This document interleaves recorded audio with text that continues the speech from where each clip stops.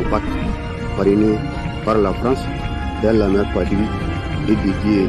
à dompter l'effet de la bombe, tout comme à stabiliser les caprices de l'économie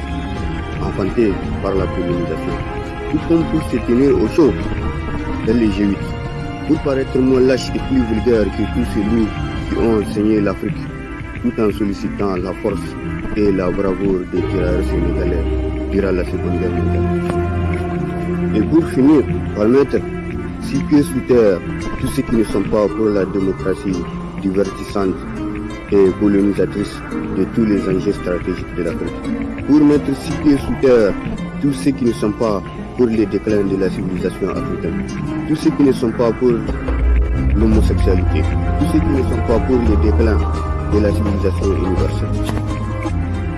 Je suis un enfant du Sahel et en tant qu'enfant autoproclamé du ghetto, j'ai toute autorité à déclarer que l'Afrique est mienne.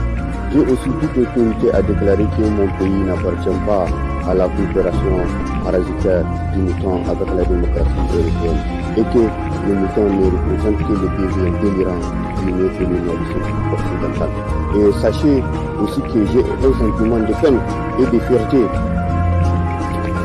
vis-à-vis du panafricanisme aguerri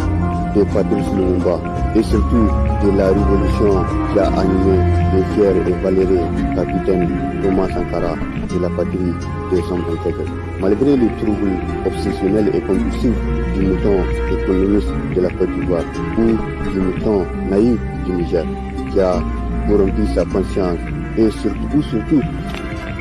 du mouton qui a compromis la politique sénégalaise, qui s'est prostitué pour les champs de la démocratie française et européenne. Malgré les chants de l'espoir du droit de l'homme,